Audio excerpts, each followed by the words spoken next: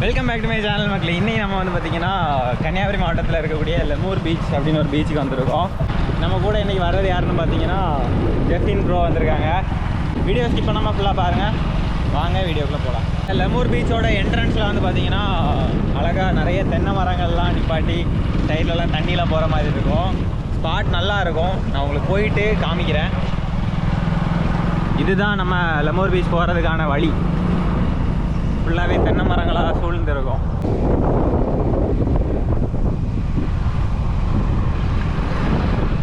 இதுதான் மக்களே நான் சொன்ன இடம்.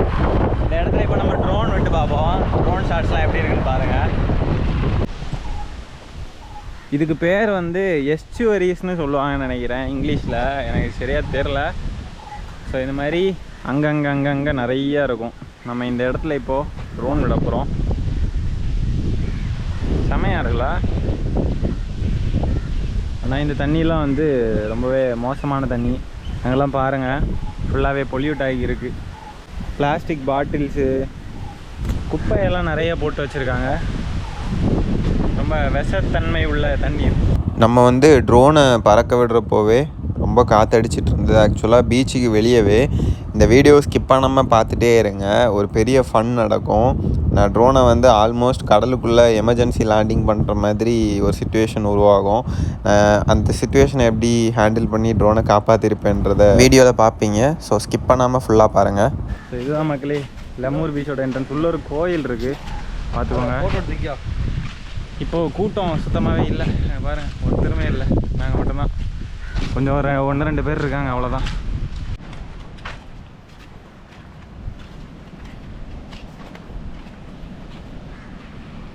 இங்கே பாருங்கள், கடலில் குளிக்க தடை செய்யப்பட்டுள்ளது.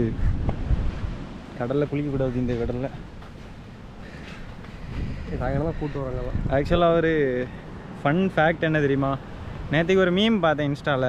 என்னென்னா, இந்த பீச் வந்து இந்தியாவிலேயே மோஸ்ட் ஃபேவரட் பீச்சுன்னு சொல்லிட்டு அவார்ட் பண்ணியிருக்காங்களாம். எப்படின்னு சரியாக தெரில. நிறையா பீச் இருக்குது, ஆனால் எப்படி இந்த பீச் அந்த பேர் வாங்கிச்சின்னு சொல்லிட்டு தெரில. இது ஓப்பன் பண்ணியே ஒரு வருஷம் தான் இருக்கும் மக்களே. ஆனால் அதுக்குள்ளே எப்படின்னு தெரில. நான் அந்த மீம் வந்து உங்களுக்கு சைடில் போடுறேன், செக் பண்ணிக்கோங்க.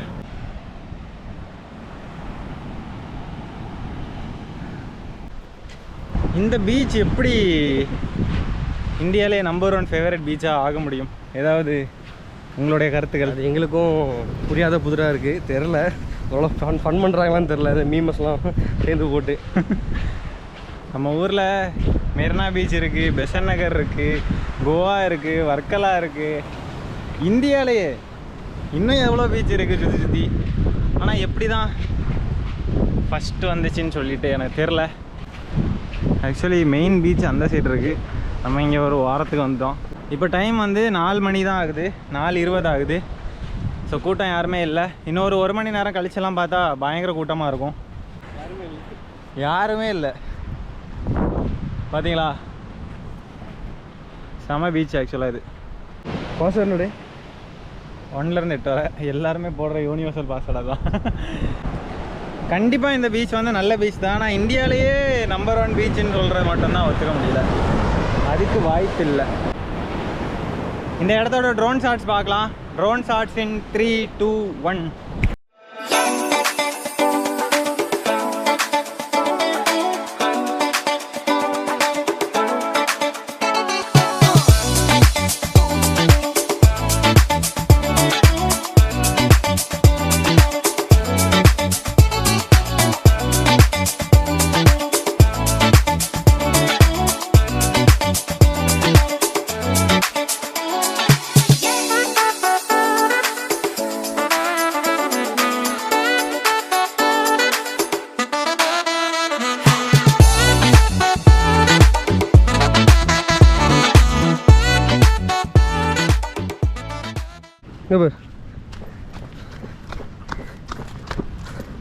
பேசு, இப்போ பேசு.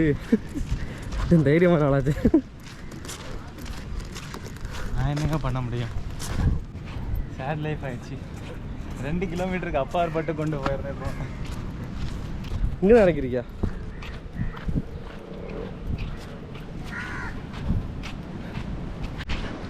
இப்போ பார்த்தீங்கன்னா நிஷின் வந்துட்டு அது ஓடி போகிறான் பாருங்க, தெரியுதா ஒரு பையன் குட்டியாக ஓடி போயிட்டுருக்கான். அவன் நிஷின் என்ன பண்ணான்னா ட்ரோனை பறக்க விட்றேன், நம்ம கொஞ்சம் தள்ளி பறக்க விடும் அப்படின்னு சொல்லிட்டு ஓவர் மோட்டிவேட் ஆகி 2 கிலோமீட்டர் அங்கே பறக்க விட்டான். அது என்ன போச்சுன்னா பேட்ரி லோவாகி வரவில்லையே வார்னிங் காட்டுச்சு. நாங்களும் முடிஞ்ச அளவுக்கு ஸ்போர்ட்ஸ் மோட்லாம் போட்டு சீக்கிரமாக கொண்டு வந்துட்டு இருந்தோம், ஆனால் வாய்ப்பில்லை. அதனால் பாதியிலேயே ஒரு கிலோமீட்டர் தாண்டி 1.5 கிலோமீட்டர் கிட்ட 1 கிலோமீட்டர் 300 மீட்டர் அந்த சரௌண்டிங்கில் நாங்கள் இங்கேருந்து இறக்கிட்டோம். ஏன்னா சார்ஜ் ரொம்ப டெட் ஆகி 3க்கு வந்துருச்சு. அதுக்கப்புறம் ஃப்ளை பண்ண ஆட்டோமேட்டிக் எங்கே கீழே வந்துடும். அதனால் 3% வரும்போதே நாங்கள் இறக்கிட்டோம். எங்கே இறக்கணும் அணுகும் தெரியல, எனக்கும் தெரில. அதனால் தேடி போயிட்டுருக்கோம். 1 கிலோமீட்டர் 300 மீட்டர் தாண்டி நடந்து வந்துட்டோம். அங்கே பாருங்கள், எங்கேருந்தோ நடந்து வந்திருக்கோம். நடந்து போயிட்டே இருக்கோம். முடியல, தண்ணி தான் எடுக்கு. தண்ணி அப்போதே வாங்கலான்னு பார்த்தோம். சரி வச்சு ட்ரோனை பார்ப்போன்ட்டு போயிட்டுருக்கோம். கிடைக்குமான்னு தெரில, கிடச்சா விலாக கண்டினியூ பண்ணுவோம். இதெல்லாம் அவ்வளோதான். ட்ரோனுக்கு ரெஸ்ட் இன் பீஸ் சொல்லி விலாக முடிச்சிடும். பாய் பாய். நான் ஒத்தையில் ஊர் வந்து அணுகுவாங்க இப்போ ஓடுமான சுற்றுறேன் அடி பனிமலரே பனிமலரே பனிமலரே. அதுக்கப்புறம் பாட்டு தெரியல. மரியாதை நிலமை தான் இப்போ எங்களுக்கும். மரியாதை மாதிரி தான் வழி தெரியாமல் போயிட்டுருக்கோம்.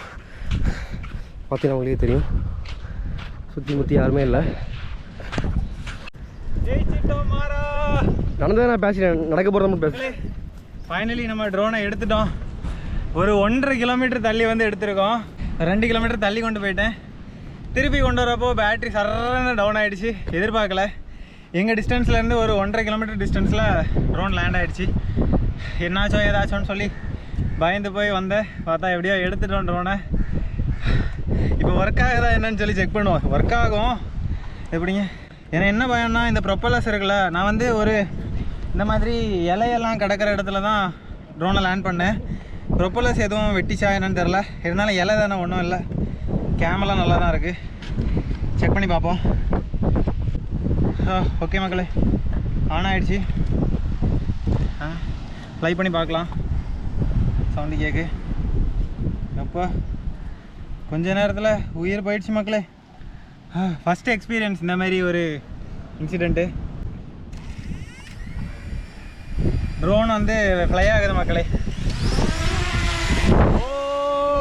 சின்ட்ராஸுக்கு ஒன்றும் பாதிப்பு இல்லை. ஒரு பாதிப்பு இல்லை. இதையாவது கொஞ்சம் கரெக்டாக இறக்கணும். வர்றப்போ ஃபுல்லாக மண் பார்த்தீங்களா, மண்ணாக இருக்குது பார்த்தீங்களா. இந்த இடத்துல நடக்கிறது ரொம்ப கஷ்டம். ஓடி ஓடி செருப்பையும் கலத்தி போட்டு, ஐயோ, நார்மல் ரோட்டில் 1.5 கிலோமீட்டர் நடக்கிறதே பைத்தியம் பிடிச்சிரும். நம்ம வந்து மண்ணில் ஓடி இருக்கோம். பரவாயில்ல, எப்படியோ கிடச்சிருச்சு. கூட வந்து அது ஆக்சுவலாக ஒரு சம்பவம் என்னென்னா, உள்ளே நின்றுச்சுங்க, அங்கே நின்றுச்சு. ஒரு 30% இருக்கும். நான் வந்து எப்படியோ கொண்டு வர ட்ரை பண்ணேன். ஸ்ட்ரைட்டாக நாங்கள் அந்த லொக்கேஷனில் இருந்தோம். ஆக்சுவலாக இப்படியே ஃப்ளை பண்ணி கடல் வழியாகவே கொண்டு வந்துடலான்னு பார்த்தேன். வாய்ப்பே இல்லைன்னு ஆகிடுச்சு. ஒரு 15% ஆகிடுச்சு பேட்ரி. சரி, என்ன பண்ணுறதுன்னு தெரியாமல் உள்ளே ஃப்ளை ஆகிட்டு இருந்தது கடலுக்குள்ளே. அதை அப்படியே நான் வந்து கிரவுண்டுக்கு கொண்டு வந்துட்டேன். சரி, இறக்குனா கிரவுண்டில் இறக்கும். கடலுக்குள்ளே இறக்குறத விட கிரவுண்டில் இறக்குறது நல்லது. அதனால் சரின்னு இறக்கி எப்படியோ சேஃபாக லேண்ட் பண்ணிட்டோங்க. ஐயோ, ஒரு பிரெத் டேக்கிங் எக்ஸ்பீரியன்ஸ். நினச்சி கூட பார்க்கல. ஆக்சுவலாக வந்திருக்கோம். அது பிரச்சனை என்ன தெரியுமா, கடல் சைடாக காற்று ஓவராக இருக்கிறதுனால மோட்டார்லாம் வந்து ரொம்ப ஸ்பீடாக சுற்றும், விண்ட் ரெசிஸ்டன்ஸ் அதிகமாக எடுக்கிறதுக்காக. அதனால் இதே நார்மல் லேண்டாக இருந்தால் காற்று பெருசாக இல்லைன்னா கண்டிப்பாக வந்திருக்கும். நான் அந்த தைரியத்தில் தான் விட்டேன். கடைசியில் பார்த்தா காற்று நம்மளுக்கு செஞ்சு விட்டுருச்சு கடலுக்குள்ளே. கூட கண்டிப்பாக கஷ்டப்பட்டு வாழ்ந்தது. கூட வந்தவருக்கு கொஞ்சம் கிரெடிட்ஸ் கொடுத்தே ஆகணும். அது பரவாயில்ல, ஃபேக் கிரெடிட்ஸ் தான். பீச்சை என்ஜாய் பண்ணலான்னு வந்து கடைசியில் பீச் எங்களை வச்சு என்ஜாய் பண்ணிவிட்டு, எல்லாமே ஒரு அனுபவம் தானே. இனிமேல் நம்ம ட்ரோன் அந்த மாதிரி கரெக்டான டைமில் கரெக்டாக இறக்கிறோம்ல, அஜாக்கிரதையாக இருந்தது ஏன் தப்பு தான்.